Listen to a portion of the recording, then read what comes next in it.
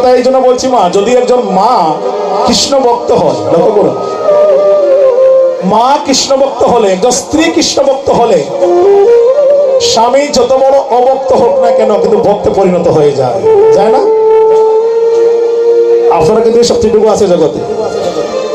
স্বামী যদি অভক্ত হয় তাহলে স্বামীর ভক্ত কেমন করা লাগে এটা আপনারা জানেন সবাই। কিন্তু কোন মা যদি অভক্ত হয়, স্ত্রী যদি অভক্ত হয়, আর স্বামী যত বড় ভক্ত হন না কেন রে বাবা, কতদিনে নয়ন জলে খানরা, ওইদিকে মালা জফরা কিন্তু ঠিক আছে, কিন্তু নয়ন জলে খানরা। কোন খানরা? এই ভগবানের জন্য খান্দা নাই, মনের কষ্টের খান্দা, সংসারে জ্বালার খান্দা।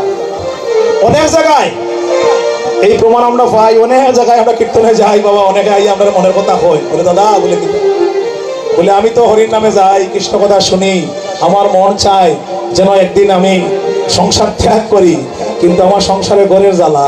বলে ঘরের জ্বালা কিতা? বলে আমার স্ত্রীগুলো মানিয়ে নিতে পারেন না, স্ত্রী মানিয়ে নিতে পারেন না। আমি যে কৃষ্ণ নাম নেই, আমি যে আসরে আসরে গিয়া ভক্ত সঙ্গ করি, এগুলো আমার স্ত্রী মানিয়ে নিতে পারেন না। এই যে জ্বালা রে বাবা, মাই গো, এই জন্য এই কথা আমি কেন বলছি লক্ষ্য করুন, এই কথা আমি কেন বললাম, যদুনাথ, যার পরটা কিন্তু আমরা কোনো আস্বাদন করছি যদুনন্দন, এই যদুনন্দন ছিল একজন অভক্ত। আজ যার পথগুলো আমরা শুনি, আর হ্যাঁ, এখন অভক্ত তাকিয়া কত বড় বৈষ্ণবে পরিণত হলেন, কত বড় ভক্তে পরিণত হলেন লক্ষ্য করুন। কেন? একমাত্র তার ভাইকে একজন কৃষ্ণ ভক্ত স্ত্রী জুটেছিল বলে। যদুনন্দনের স্ত্রীকে, যদুনন্দনের স্ত্রী হইল হেমলতা, আর এই হেমলতা হইছে আমার অদ্বৈত প্রভুর কন্যা। অদ্বৈত প্রভুর কন্যা হেমলতা বিয়ে হয়েছে কার লগে? যদুনাথের সঙ্গে। যদুনাথ কি করতো? সারাদিন পশু পাখি শিকার করতো। এই যে কৃষ্ণ নাম, কৃষ্ণ কথা, সাধুর সঙ্গ, এগুলো তার ভালো লাগতো না। সারাদিন কি করতো? সারাদিন শুধু বাবা পশু পাখি শিকার করে জীবন অতিবাহিত করত। এখন কৃষ্ণ ভক্ত যদি ওই স্বামী অভক্ত হয়, হ্যাঁ, তাহলে মনে জ্বালা থাকে না নি? আপনি কিন্তু মন চাইলেও পারতেন না কৃষ্ণ ভজন করতে পারবেন। একদিন হেমলতা যখন বাপের বাড়ি আসলো, এসে অদ্বৈত প্রভুর কাছে নয়ন জলে কেঁদে কেঁদে বলছে, বাবা বাবা, তুমি আমাকে এমন একটি পাত্রের হাতে তুলে দিলে বাবা, যেই ঘরে বসে আমি সাধন ভজন করতে পারি না, যেই ঘরে বসে আমি কৃষ্ণ ভজন করতে পারি না, যেই ঘরে বসে আমি গোবিন্দের লীলা স্মরণ করতে পারি না, তুমি আমাকে এমন একটি পাত্রের হাতে তুলে দিলে। এখন তিনটা জিনিস যেগুলো ভগবানের হাতে থাকে, তিনটা জিনিস কোনটা কোনটা গো? এটা আপনিও চাইলে পারবে না, পারতাই না, আমিও চাইলে পারতাম। জন্ম মৃত্যু, আর কি জন্ম মৃত্যুর কোনটা গো? বিয়া। জন্ম মৃত্যু আর বিয়া, এই তিন ক্রিয়া, এই তিনটা কাজ হারাতে থাকে, এগুলো কিন্তু স্বয়ং ভগবান। আপনি বালা হয় খারাপ নাই, সারা জীবন আই লাভ ইউ হয়, সমস্যা নাই।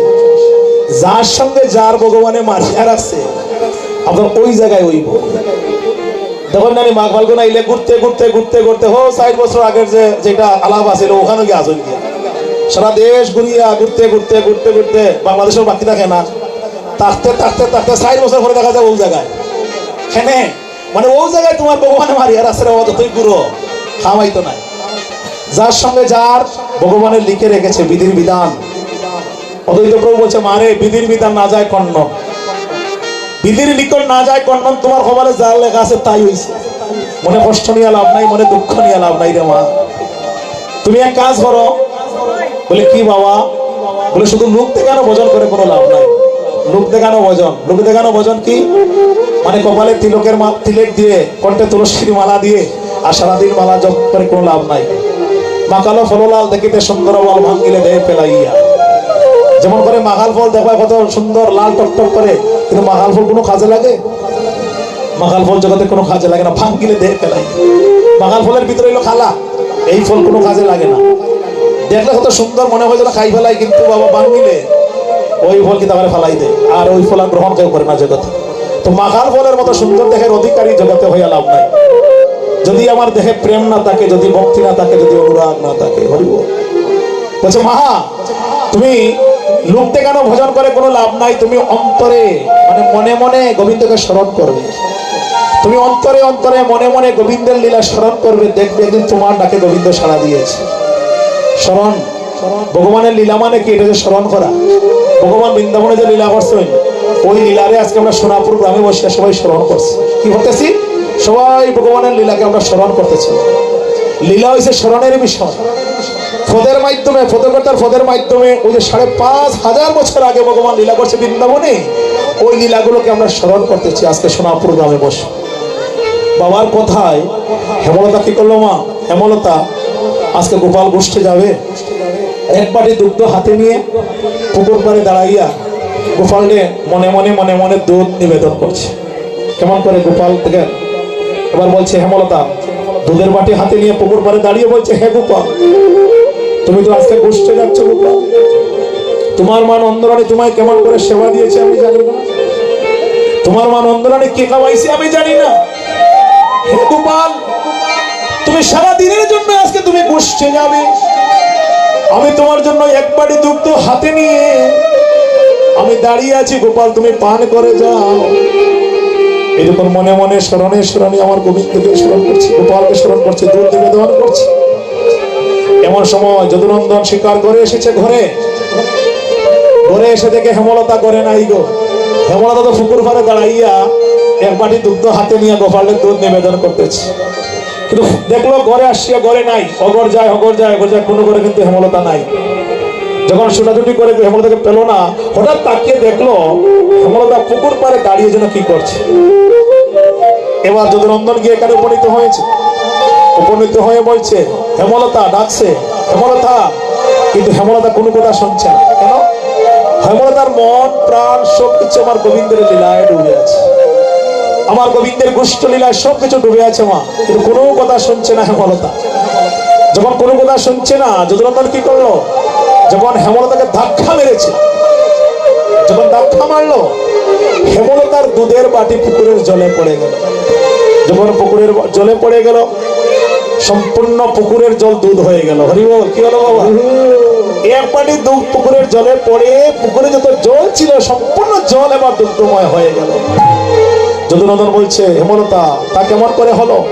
তোমার এক বাটি দুগ্ধ জলে পড়ে সম্পূর্ণ জল দুগ্ধময় হয়ে গেল, তা কেমন করে হলো? তখন হেমলতা বলছে, স্বামী গো, আমি তো জানি না।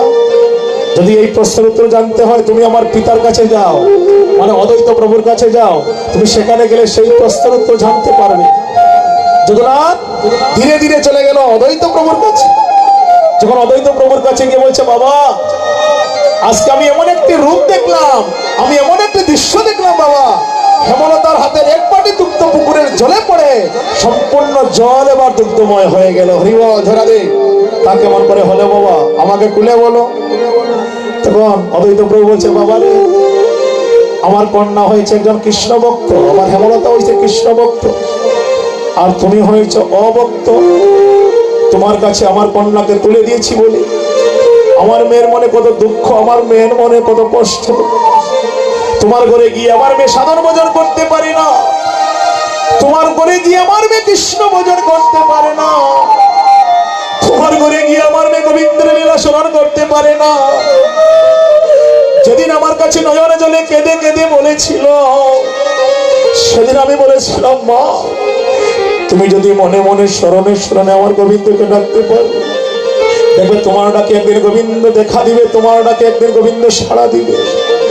আজ তুমি আমার কন্যা আর আমার মেয়ের ভজনে তুমি বাধা দিয়েছো বাবা, এই জন্য এমন হয়েছে। তখন যদুনন্দন অদ্বৈত প্রভুর চরণে লুটিয়ে পড়ে বলছে, বাবা আজকে হেমলতা কৃষ্ণ সেবায় লাগলো, কিন্তু আমার ভাগ্য হলো না। আমি তো পেয়েছি দুর্লভ মানব জনম, কিন্তু আমি দুর্লভ মানব জনম পেয়ে এই জগতে আমি কৃষ্ণ সেবায় লাগতে পারলাম না। বাবা তুমি কৃপা করে আশীর্বাদ করো, যেমন করে হেমলতা কৃষ্ণ সেবায় লেগেছে, এই জগতে আমরা সবাই যেন কৃষ্ণ সেবায় লাগতে পারি, এই জগতে আমরা সবাই যেন গোবিন্দ সেবায় লাগতে পারি। যদি আমরা সবাই গোবিন্দ সেবায় লাগতে পারি, তাহলে ধন্য হবে আমাদের মানব জনম। নিতাই গৌর হরি বল। এই যদুনন্দনের পথগুলো কিন্তু আমরা আস্বাদন করছি। হরি বল। দেখুন রাধা রাধা বলে গৌরা হলেন চেতন, আর তাহা দেখি যদুনাথের ঝরে দুনয়ন। হরি বল। আজি রে গৌরাঙ্গের মনে কি ভাব হইল, আজি রে গৌরাঙ্গের মনে কি ভাব হইল, ভক্ত মন্ডল ছাড়ি গৌরা কাননে পৌঁছিল, ভক্ত মন্ডল ছাড়ি গৌরা